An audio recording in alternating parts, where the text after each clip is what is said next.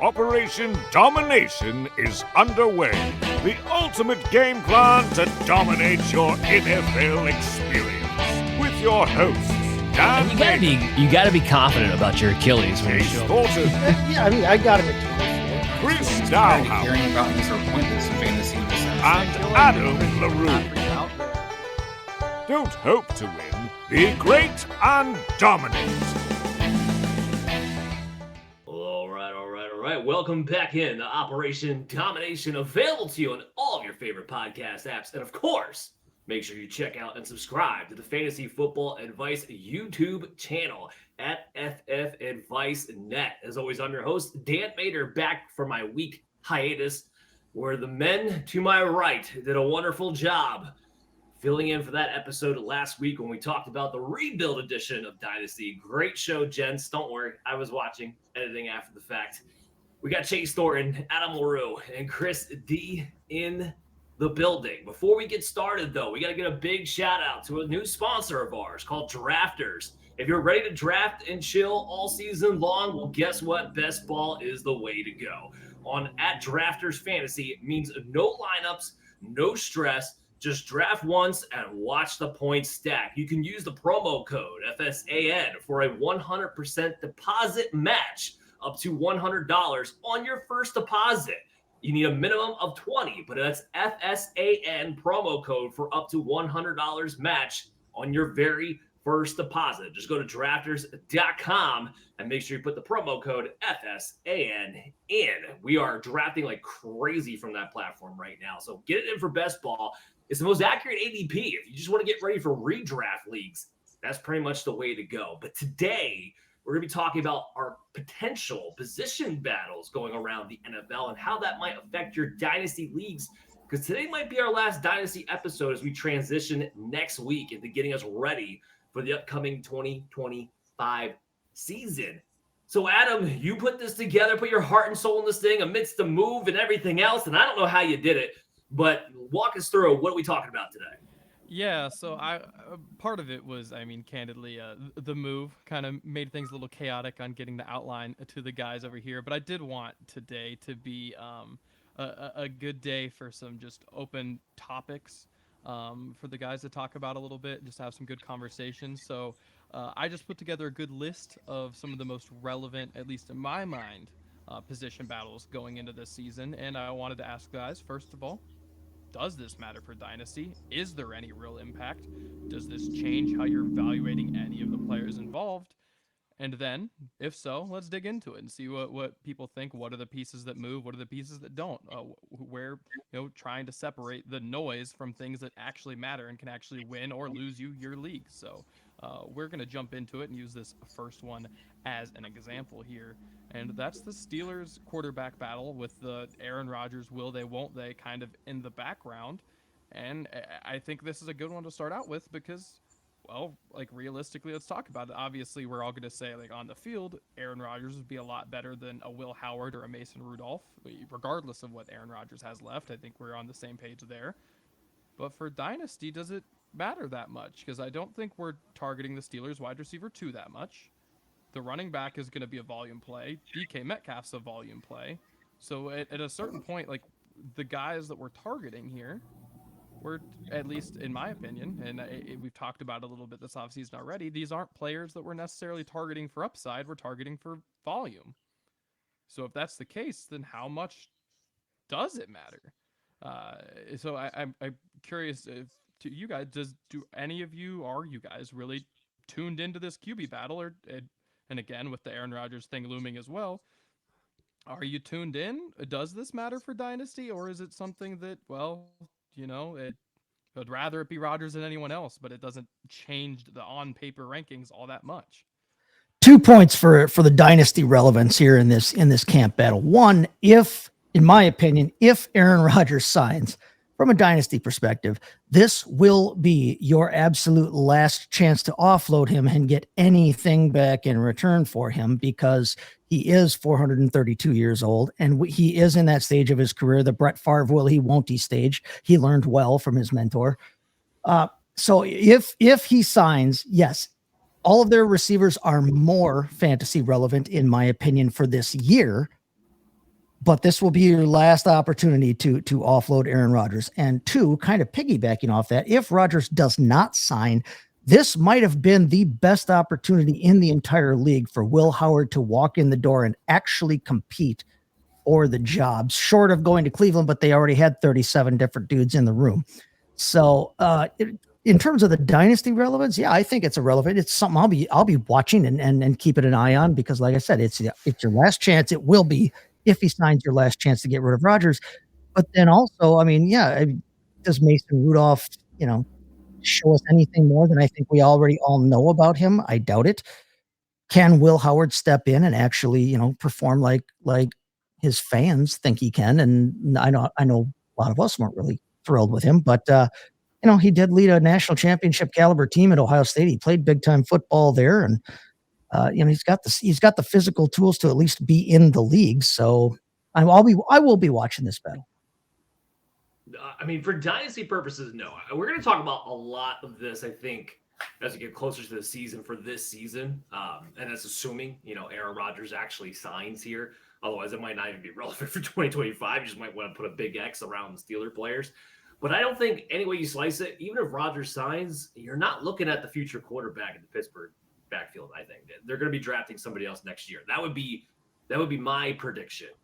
So if you have DK Metcalf, you have Caleb Johnson, who the quarterback is this year is kind of irrelevant for the long term. And you already know you're going to be, at least with those guys, holding on to a volume-based floor without a ton of upside. No, I don't think this is crazy relevant for dynasty purposes. Something I'm sure we're going to talk about again soon. I don't know. Chris, what do you got?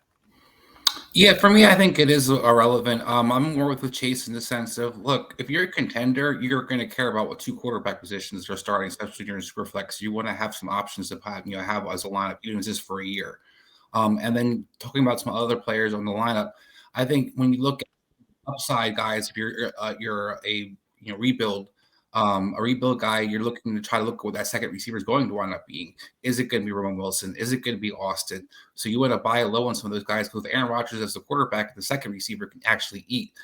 I'd be feeling a lot different if Mason Rudolph is the quarterback receiver eating as well, because that's something that we haven't really seen. We saw Tennessee last year that prime receiver gets targets, that second receiver didn't necessarily get the targets. So I think Mason Rudolph's a guy that I'm not necessarily super excited about, or Aaron Rodgers is a guy I'm super excited about either. I don't think Will Howard really plays into the equation one way or another, in a sense where I think he just gets once up in the field if the Pittsburgh Steelers wind up stinking this year. So I think that one way or another, no matter quarterback is, he's going to be just the same value to me. But I do think some of those other guys, the quarterback position, and like I said, the second receiver position could be a lot different looking forward dynasty. I think it's relevant, but I don't think it's by a lot. It's something that you watch, but to me, realistically, like especially if Roman Wilson gets the second job, I agree that I think that's potentially the biggest development or change for someone's potential ranking. But like DK, for example, I think you're talking from a mid to low end wide receiver 2 with Rodgers. With the other guys, like the volume's going to be there regardless. He's going to stay at 3 at worst, a high 3 probably at worst. Like. And real quick to that, do you think the volume won't change? I mean, look at the Jets receivers. While they were super inefficient, they got a lot of targets. And the one thing Arthur Smith's been known to do is not throw the ball, but we know Aaron Rodgers does prefer to throw the ball. So I think that's a huge impact what happens to those receivers and how many of these guys can eat. Yeah, I think it'd be only one receiver that has any relevance at all with anyone other than Rodgers. But I think that one guy will get enough because I think he's the only guy that matters. That's how I see it. Look, there's some other fringe guys like tight end positions only relevant with Rodgers, but again, even then, it's like a fringe starter.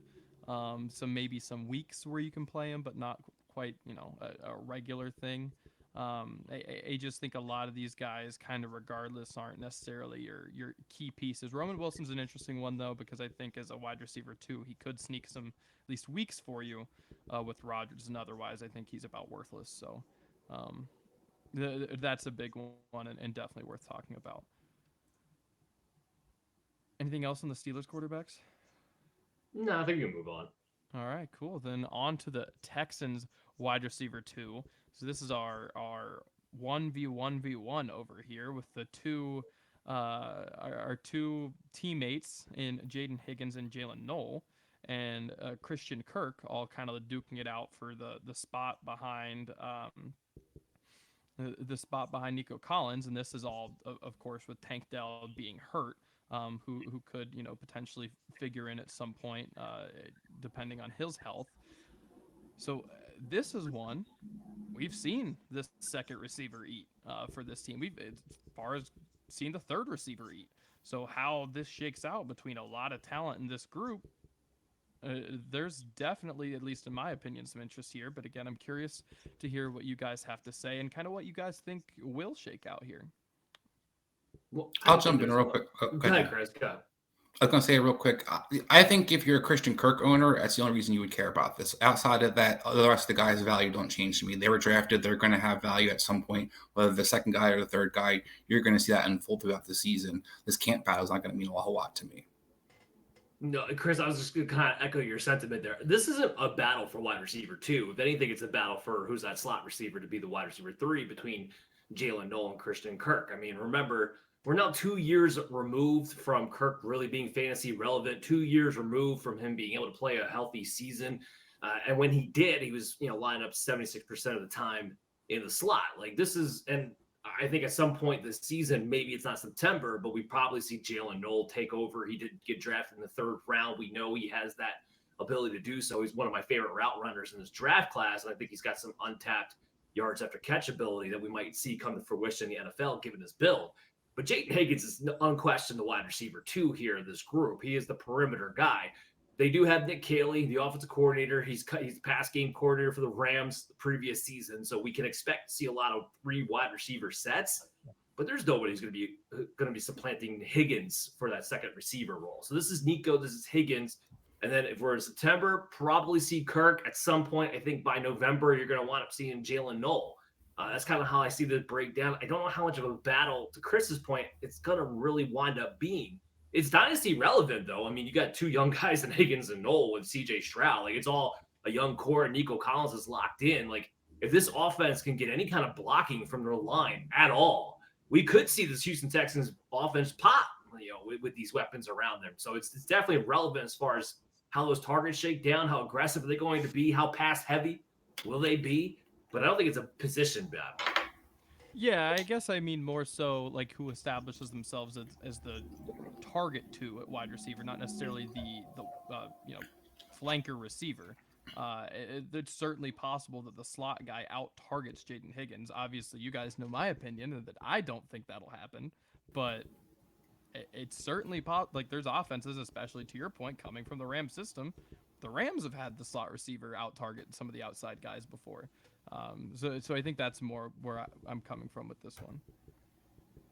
Chase, do you have any I don't know, thoughts on Chase. Do you think Jalen Noel will out-target Jaden Higgins? I don't know that Jalen Noel out-targets him. I think that the slot position is one that they like, that C.J. Stroud likes to throw to on this team, and I think they want a good, strong player there. Is why they were so happy to have Tank Dell. Even I know that it was a different offensive mindset 2-3 years ago, but I think that's what is worth looking at here, because it's going to be obviously Collins on the outside and Higgins on the outside. So you're looking at who's going to play that slot role.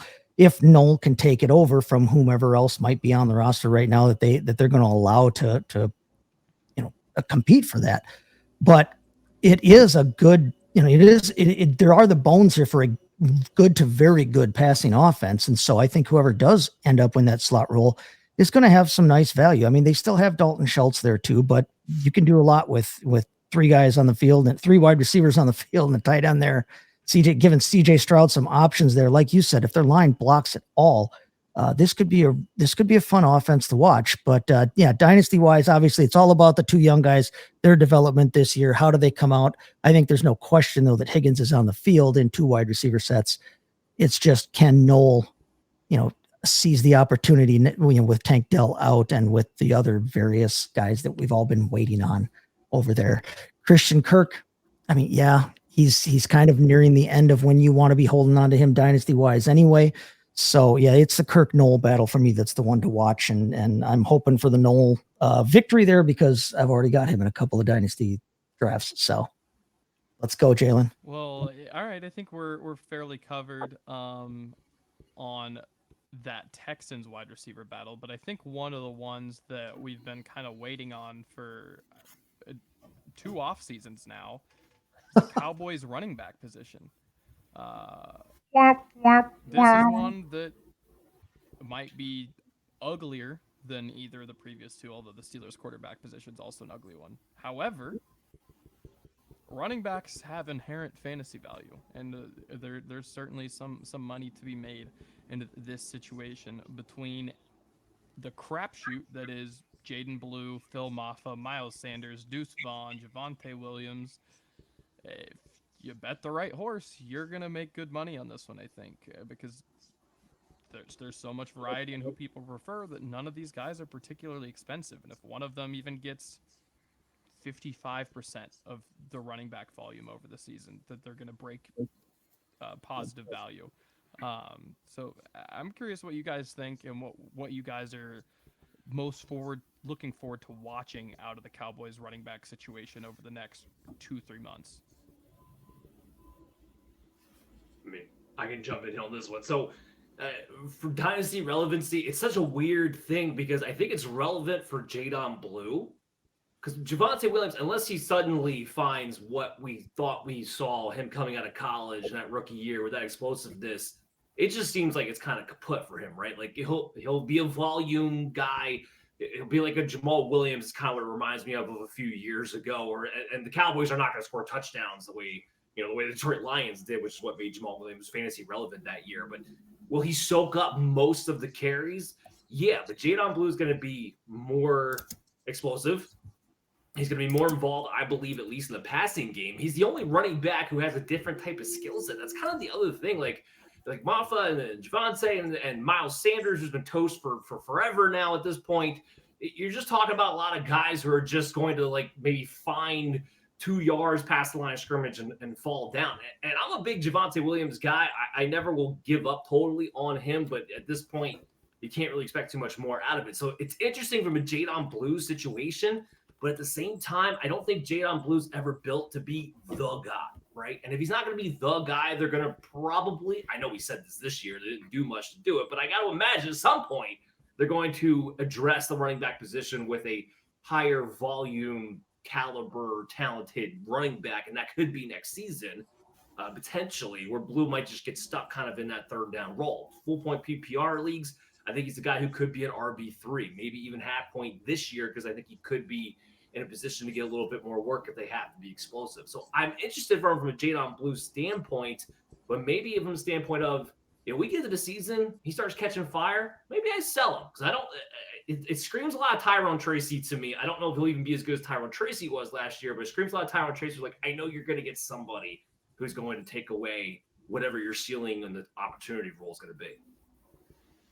Yeah, it's interesting with the draft capital, how that could potentially work out, right? Like we've seen a bunch with these backs that get drafted late, that there's a decent chance that they just either add someone to the backfield to share it with you or you lose it altogether. But go ahead, Chase. Well, for all those Javonte Williams fans out there that were kind of raking me over the coals 3 years ago when I wasn't real big on him, and I know he's had injuries since then and all that, but this is it. This is the opportunity for him to show that he can be a full-fledged starting running back in this league still, or ever for that matter. But like you said, he'll have value, or whoever emerges in this backfield will have value simply by being a starting running back. But I do believe that it's going to be much more of a run pass split. I think we're going to see I think that we'll see somebody have to operate as that pure third down running back. Now, whether that's Jaden Blue, who is the youngster coming into town, or whether that's Miles Sanders, who, yes, I'm not all that excited about, but he at least has shown something in the past that he can kind of do that.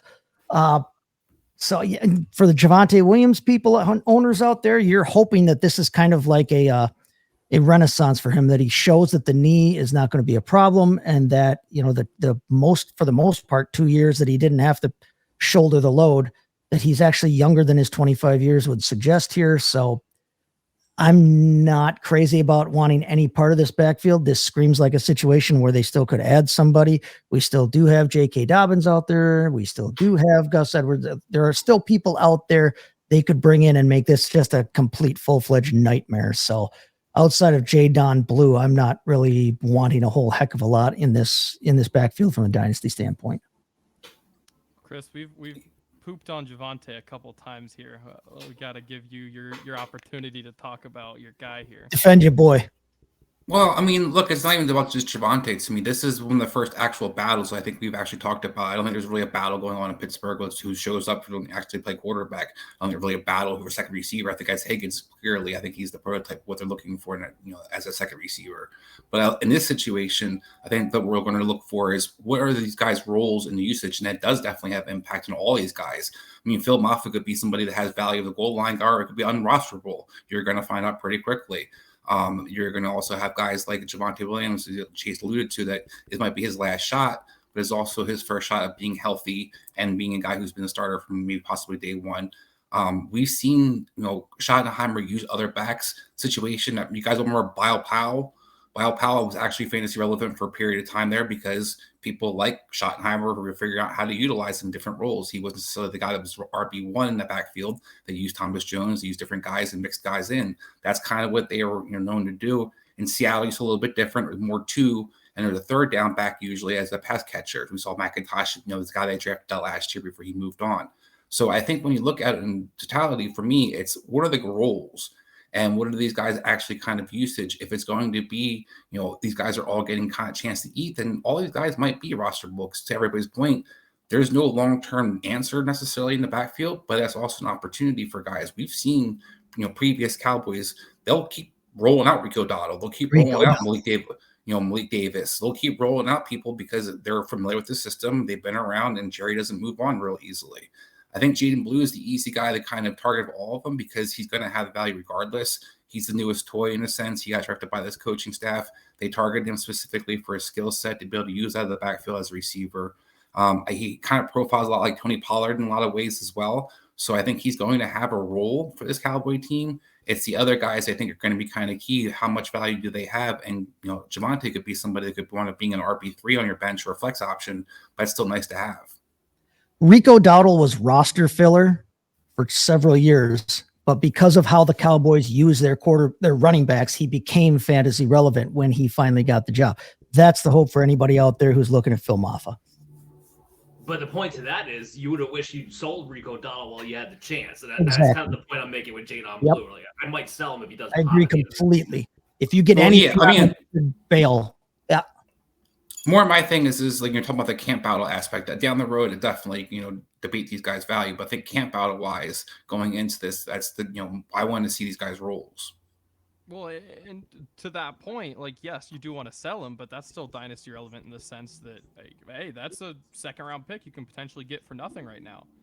Like it's kind of like what I talked about with Tyler Shough when I drafted him in the mock draft episode. It's not about that I think he's going to be a great quarterback. It's that if you give me a quarterback in the third round that I think is going to start, then that almost always ends up being a profit, right? Like I'm not keeping him. I'm selling him to you when you need a quarterback 6 months from now. Not just in the mock draft, but he did in a real dynasty league too. So Adam put his money where his mouth is with that one. Don't back down. That I did. But yeah, no, you get a starting running back for next to nothing right now. 3 months from now, you sell him for a second. That's really big for your team if you're able to do that. And then you trust the process. Well, part of trusting the process is that right now on the FSAN, that's the Fantasy Sports Advice Network shop, you can get the most complete rookie guide you're ever going to find for just $5. So when you go to fsan.shop.com, just look for the Fantasy Football Advice Network 2025 Rookie Guide, $5, complete with profiles and stats and everything you'll need for a full breakdown for your dynasty leagues for these rookie guys right now. Speaking of Jadon Blue, so make sure you guys go ahead and check that out at the Fantasy Sports Advice shop. Got Adam. Well. All right, so let's talk about some of our own teams really quick. And Chase, we're going to start it off with you. We're going to have some fun with your wide receiver situation, but then we'll come back around and make fun of my quarterback situation. So it'll be all okay. We're going to start off with the Packers cluster that we have at wide receivers. So that would be Jaden Reed, Matthew Golden, Romeo Dobbs, Christian Watson, Tavian Wicks, Savion Williams, and we've even seen some moonlighting from the likes of Bo Melton and the ever-present Mecole Hardman. So we've got plenty of names to talk about with this group. And the question is, what do you make of it? Because again, like similar to some of these other ones, we've seen one, maybe two of the Packers wide receivers at a time with Jordan Love at quarterback be relevant. But it's really hard to figure out who they're going to be right now. And it was like that the last 2 seasons, and it's just getting harder because they keep adding more guys. So Yeah, no, Chase, help me figure this one out first of all. And guys, like, is this relevant, or they just keep adding guys? We know they're going to add guys. We know they're going to use all of them, so you just give up and don't care anymore. dynasty relevant in terms of, there's a lot of youth. Even the guys who are veterans on this roster and are leading this receiver room, for the most part, they're young enough guys. They're going to be getting jobs either re-signing in Green Bay or going elsewhere. First off, Mecole Hardman in dynasty, unless you're in a league that counts special teams, 25-man league. Yeah, something like that. Let's forget about Mecole Hardman. He's a Packer now. Love him. Sure, his mother thinks he's a great person, but I'm not into him for dynasty. I love how Adam just like threw him in there too. Like that was something like just slip his name in just cause. Mecole Hardman is still on an NFL roster, if you weren't aware. He's going to be a return guy. Name for us to talk about in this show. Yeah. So he's there. He's going to be a return guy anyway. He's going to take over because Keyshawn Nixon only wants to play defense now. In terms of their receiver core, listen, Romeo Dobbs, if he's healthy, has to be on the field. He's one of the better. He's one of the guys that is a starting caliber receiver for them. I think. Everybody jokes, they've got a really deep receiver room. Yeah, they've got a lot of guys who are 3s, 2s at best. I'm not necessarily overly convinced that Matthew Golden is a number 1, but he's looked good so far in underwear and, big puffy hats. And he does have potential. He's got a ton of potential. We don't know. Maybe he grows and Jordan Love falls in love with him. I think in 3 wide receiver sets, it's definitely got to be Dobbs. It's got to be Jaden Reed coming out of the slot. And then you put Golden on the outside, I think, in that flanker role, in my opinion. I do like Savion Williams in terms of a lottery pick because you don't have to worry about him. He's going undrafted in 12-team leagues in some cases. He's going late in the 4th round. Otherwise, Savion Williams, if they end up using him as a gimmick gadget type player, great. If not, he's still 6'4". I don't know if you gimmick gadget a guy that's 6'4" or not, or if you just stick him on the outside and throw the ball up for him every once in a while. So he's worth a flyer at his current cost. So I think there is dynasty relevance there. Matthew Golden, obviously, with 1st-round draft capital, he's a 1st-round pick right now in dynasty, or late 1st, early 2nd at the most, depending on what your format is. There's definitely something there because he's young enough and he's talented enough. How the rest of that roster shakes out, I think you're looking at a bunch of guys who are kind of just guys. Even Dobbs, I like Dobbs. I've got him on a bunch of dynasty rosters, but at the end of the day, he's just a dude. He's eminently replaceable NFL-wise and dynasty-wise. So Romeo Dobbs, don't worry about him much. Christian Watson, I love the fact that he's 8 foot tall and he's got 4.3 speed, but that's only when he's healthy, and he's only healthy for like a very short window every new moon or so. So you can't really count on Christian Watson. Plus, we know he's going to be out for part of this year. Dynasty-wise, Golden is the one to own. I'm not above taking a flyer on Savion Williams just because he's so cheap. You can either get him as a waiver pickup or late in your draft. But ultimately, from a fantasy relevancy standpoint, especially for this season, it's another case of I'm fine with having the guy that wants to throw them the ball. I don't necessarily want to gauge week to week who's going to have to be the top target. And going forward with all the uncertainty on this roster, there's a lot of playable guys, but not a lot of guys that I want to buy into long-term because I don't know what their situation is going to be this season and forward. Well, before I hand it off to Dan and Chris, I got to say, part of what makes the Packers wide receiver situation so bizarre is that normally we all talk about the situations where you don't know, who's going to be the guy. That's where you're taking your shots because nobody knows. And if you hit, you're the one that wins.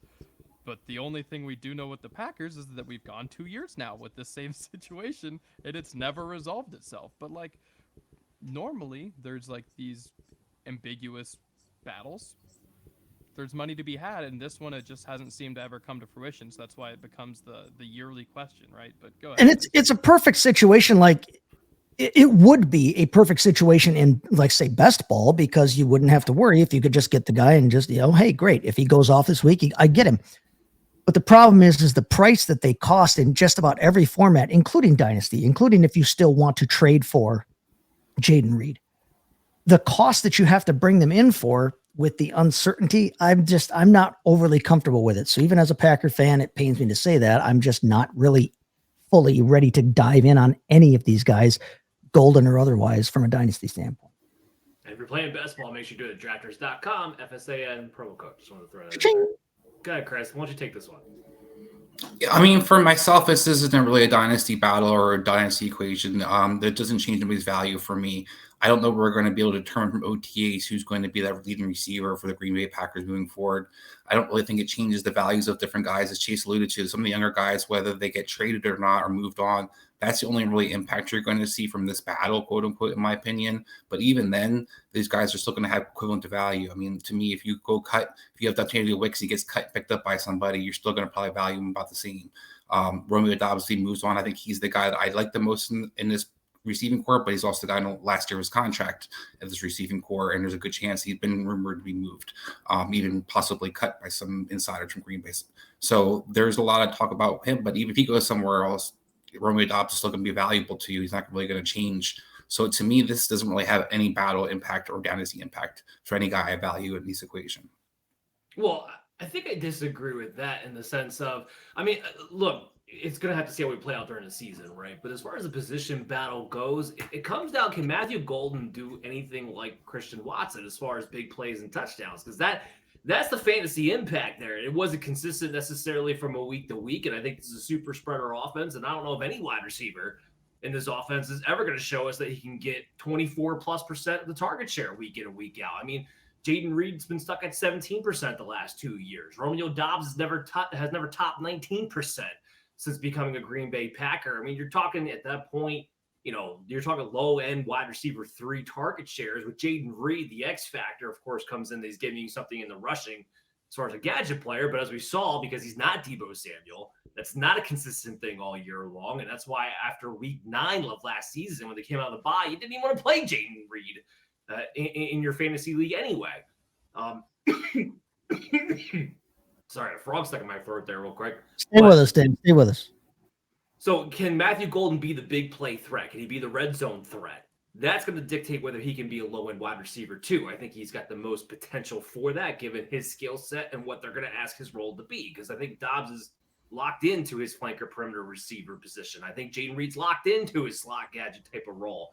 So from a dynasty point, if he can do that, he'll boom through the roof. He'll be worth the first round by the time this is all said and done, if he can do that. But how would you know that through it?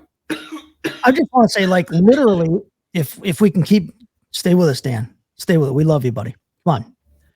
Literally every guy on this Packers offensive roster is a classic case, in my opinion, of a guy you would much rather have on your real life football team than anywhere near your fantasy roster, whether it's dynasty, redraft, best ball, daily.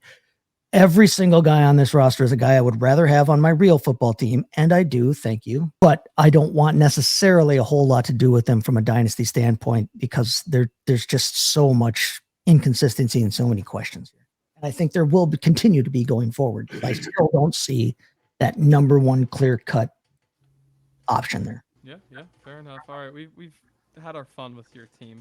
Now to have some fun with mine, the QB battle between the likes of Jason Bean, Riley Leonard, I kid, Daniel Jones, and Anthony Richardson being the primary 2 combatants here.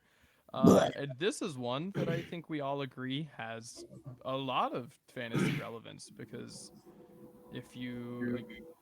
from a quarterback having fantasy relevance, we've seen that with Richardson be very, very relevant. And to be fair, we've seen that a few years ago with Daniel Jones as well. Let's not, be too crazy here. But for the receivers, myself included, being the Richardson, not quite defender, but wanter to be the starter on this show. it's no question the receivers are far more relevant with Daniel Jones. So this is one that I think is a pretty clear and cut case on who is more relevant in what situation. But I want to pass it to you guys. Like, what do you guys? I'll jump in real quick on this one. Adam, as your new Colts vendor, since Adam doesn't do it anymore, look, the only person that really matters, it matters in twofold to me. It matters to people about Dynasty, what happens with Daniel Jones. Can he actually be a tangible starter in this league, a guy you want to have on your Dynasty roster? We see if he uses his legs, he can be something. As for the receivers, I think it more affects their immediate skills or immediate impact this year. And the skill set is more what I look at. Which skill set will be utilized but more? Will it be the guys like a Pierce and a Mitchell? If you have, stocks of them on your dynasty teams, you want Richardson to be a quarterback because we didn't see Danny Dimes be very good down the field. It's about feeding receivers. I saw neighbors get pissed off because he couldn't get the ball. Daniel Jones couldn't get the ball. So I don't necessarily think the receivers are going to be thrown with any guy. It's just once we get in the ball. But I think we will see is the guys who are closer to the, inside the Josh Downs or the closer receivers, they might benefit from Daniel Jones more so. The guy who doesn't, change, I think, for either one is Warren. He's still going to be utilized regardless who the quarterback is. But I think mostly for me, this impacts Daniel Jones is mostly dynasty value. Even for Richardson, he's 23 years old, guys. Like, if he doesn't work out here, so what? He can move on to another team. He still has plenty of top opportunities. There's going to be plenty of teams that will be interested in Anthony Richardson and making him a reclamation project down the road. We've seen other guys like Justin Fields get chances. We've seen Baker Mayfield get chances. We've seen Dan Darnold get chances. So Anthony Richardson, who has a lot of skill set and has a lot of things that people are kind of, quick to forget now that they did like him originally about, he still has a gun. He still is a big dude. And he did work on his craft this offseason. I think you're going to see that. So for me, like I said, the more impact of this is what happens to Daniel Jones moving forward in the NFL dynasty owner. Yeah, I think the key one you hit on there is, to me, just quickly, is Josh Downs. I think benefit quite a bit from Daniel Jones. But there is that other pendulum where your Alec Pierce's, your potentially Donnie Mitchell's, I think probably benefit a little bit more from Richardson. But go ahead, Dan. No, I was going to say, this is definitely a big time battle that we're going to watch throughout the summertime. This definitely is going to matter for 2025. From taking a perspective from the Colts standpoint, like Crystal Weapons long-term, I don't think you're looking at the future quarterback of the Colts either direction as far as that goes heading into next season. I don't think either one of these guys will be the starting quarterback in 2026. As far as their players, as their value in particular, yeah, you're right. Anthony Richardson, given his physical skill set, given his age, will probably be given at least the opportunity to see if he can turn it around at some point again in his career. So he'll be worth stashing. If Daniel Jones can't give you anything this year, then I also agree with you. He's out. He's done. He's toast. He's fantasy graveyard. Goodbye. So hit on all those points. Now, I look at Richardson as a more athletic Trey Lance, where I don't think he winds up getting an opportunity to get himself either. He's just too far away from being able to be a competent quarterback that anybody's going to really trust. The one thing I'll give Fields at least is that he was able in situational to get better as far as being more conservative. We still got to see if Anthony Richardson can do at least that. And Fields is actually a better runner. Well, he's not as athletic, but he's a more efficient runner than Richardson is too. So I think that plays a big deal in giving him his second shot. So I don't know if he gets it. I'm focusing more here on the perspective from the Colts side of who's going to be the quarterback for the future. Is it on the roster? I don't think it is as far as 2026 is concerned. For this season, if I'm a wide receiver, I don't care who you are. I don't care how much you throw the deep ball. I want it to be Daniel Jones. Look, we could talk all day about Alec Pearson and Donnie Mitchell. The fact is, whether it's Jones, whether it's Richardson, it's going to be best ball purposes only, nothing else. You're never going to trust them to be in your lineup. But I could trust Josh Downs. I could, to some degree, maybe even trust Michael Pittman as a lower-end flex option if Jones is the one throwing the football versus Anthony Richardson there. I mean, let's not forget, Wan'Dale Robinson was a target monster for crying out loud with Daniel Jones. But he didn't play him, Dan. That was my point. Like, people kept saying he was going to be a guy that they were going to utilize week in, week out, but you didn't see Daniel Jones feature him. You didn't see anybody. We saw him feature Malik Neighbors. Malik Neighbors is a top 12 wide receiver. But he's a top 12 wide receiver. Wan'Dale Robinson in the weeks Daniel Jones started was wide receiver 37. Like, he had flex weeks. You could play him. He wasn't that far off. He was doing better than the Colts receivers were. And Malik Neighbors, like I said, he was a top 12 guy. So he did feature guys. He did get guys fantasy relevant. He played the week 10? Yeah, he played week 10. And for first 10 weeks, who did you want in your lineup? You want Malik Neighbors in your lineup. And Wan'Dale Robinson was actually a guy who was at the very least on rosters, if not a spot fill-in, with the volume that he was getting for those first 10 weeks. And Donnie Mitchell didn't do anything last year. I'm not Donnie Mitchell, I'm sorry. Pierce didn't do anything last year that you would have in your lineups at some points. He had a couple pop games, but did you know when to play him? Did you know when those pop? No, because they were so sporadic. Pierce is a best ball play. He's a classic best ball play. I don't want him in Dynasty. I don't want him in redraft. Here's a couple things. First off, Daniel Jones, Danny Dimes turned 28 years old yesterday. Happy birthday, Daniel Dimes. I love you. We've seen him be a top 10 quarterback in the NFL in fantasy. Just 3 seasons ago, he was quarterback 9 overall. Daniel Jones was. Anthony Richardson. Listen, yeah. Is he an NFL caliber athlete? Heck yeah. Can he run the ball all over the place? Heck yeah. Is he gigantic? Heck yeah. Can he throw the ball from Lucas Oil Stadium completely over the Ohio River? Yeah, he probably can. But Daniel Jones is the only one of the 2 that is an NFL caliber passer, and he is barely at that. Okay. Yes, it had the dynasty relevance here is like actually threefold. One, yeah, does Daniel Jones continue to have any value going forward? I think this is his chance to prove that he can be a viable, useful quarterback in this league. I don't think he's ever going to prove himself to be a top 16 type quarterback in the NFL, but this is his chance to prove he's one of the top 32 and deserves a job somewhere. B, Anthony Richardson, this is your absolute last opportunity to prove that you can be a quarterback in the NFL, because I agree with Dan.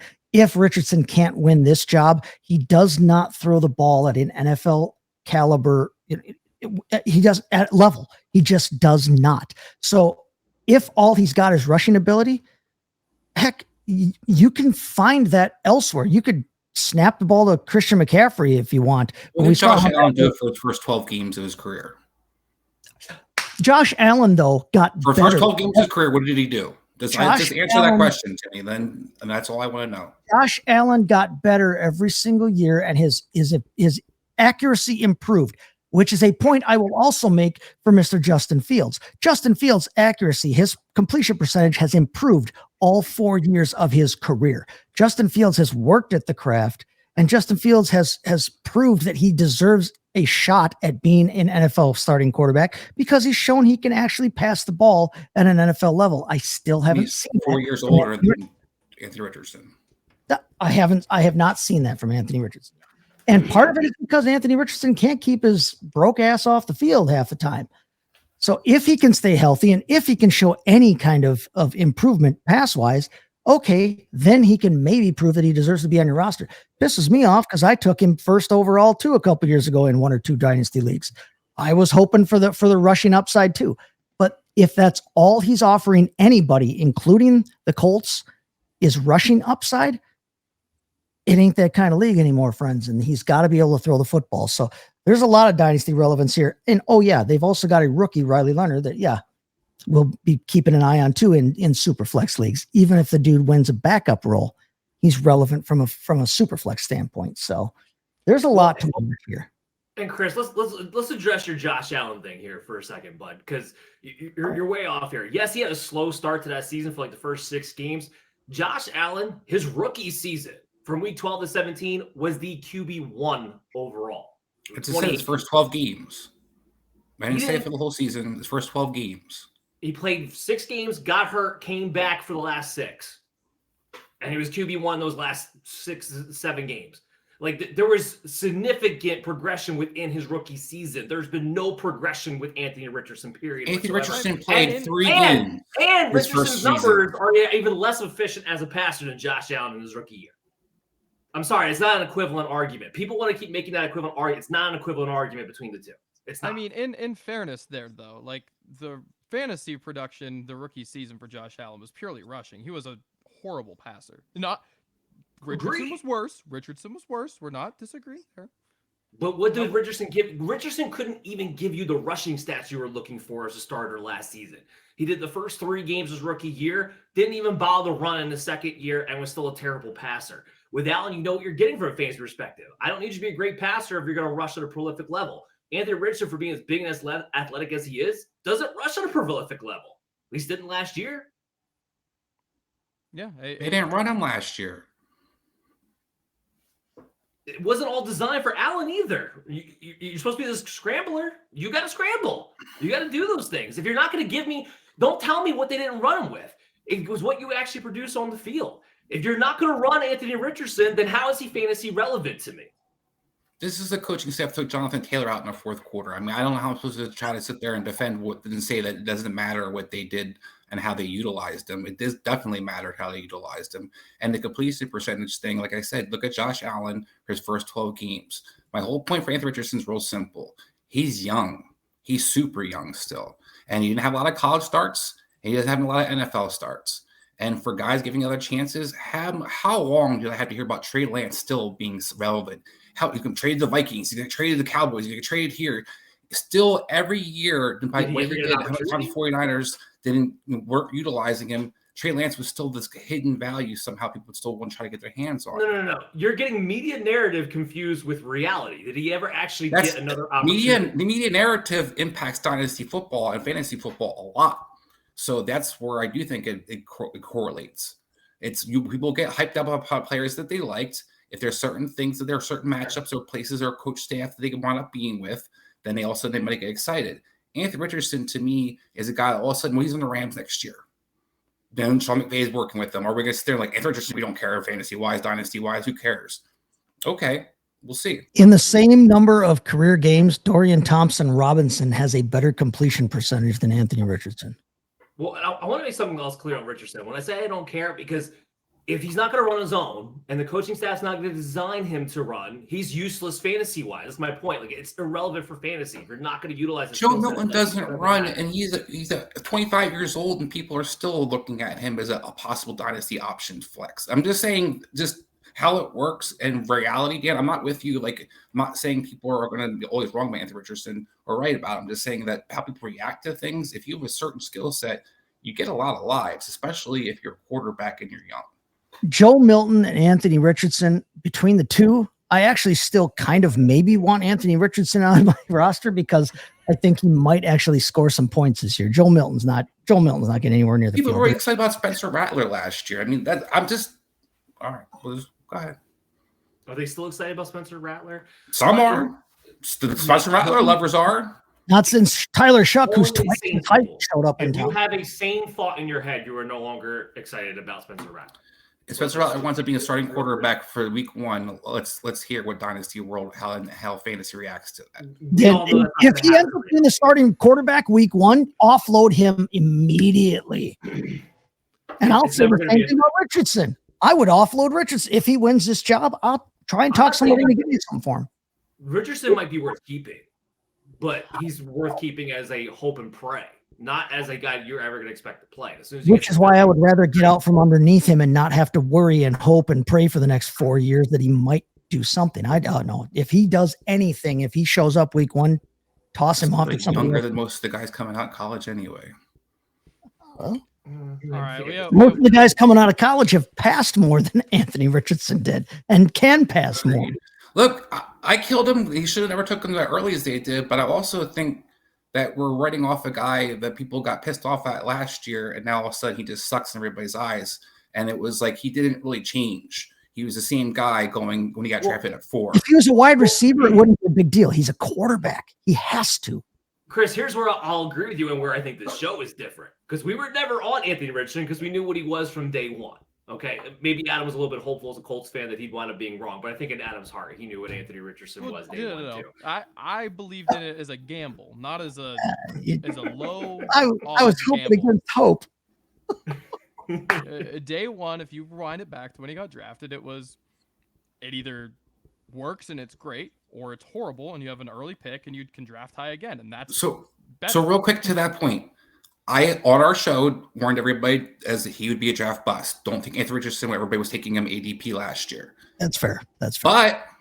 But after 4 games, and he was just as injured, playing 4 games the season before with 3 touchdowns and 1 interception, same completion percentage stuff, all the same issues. If I had him in Dynasty last year going into the season, what could I have sold him for?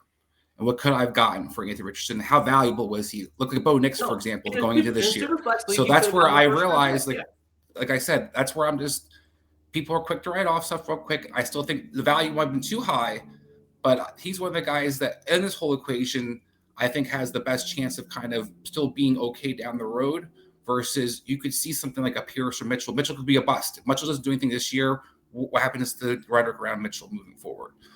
Pierce is the last year of his deal. He could be moving on. If he doesn't produce for the Colts, and bye-bye. Pittman is getting close to where they can move on for him in his contract. So that's where I see a lot of the guys matter in a sense. But I think we're going to see that battle in OTA play out. I think that's what we're kind of talking about for this show. Like, OTA-wise, we're not going to figure out a lot of this stuff even with the battles to a point. And that's why I don't think some of the narratives Adam was kind of pointing to is like, is it narratives we care about right now, or is it narratives we're kind of still, looking forward to the season, see how it unfolds? Well, this is dynasty relevancy, so it's OTA battles that are coming up and what that means possibly for the long term. I think that's kind of how we're approaching it. We're giving you different perspectives from this too to kind of get an idea. Do I think Rich has a skill set to maybe pop at some point? Potentially. But I also want to make the point, especially when you brought up Josh Allen, there's nobody to compare him to with how inefficient he is as a passer, that he actually has some sort of pathway to regain that status. I think that's more the thing that I'm getting to. He's not even on Josh Allen's level of what we saw Josh Allen early in his career. Where I feel like I see him, and this is where I kind of understand you're saying. Like I said, I point out the college starts. He reminds me of where still Jalen Hurts early in Alabama, become 25, 26 years old, where we see Jalen Hurts finally leaves Oklahoma, and then he becomes more of a quarterback. It still took him a year or two in the NFL to become a decent quarterback as well, and his accuracy to kind of work with that. But that's still 3 to 4 more years that Anthony Richardson kind of mature into his skill set in a sense. That's more my point.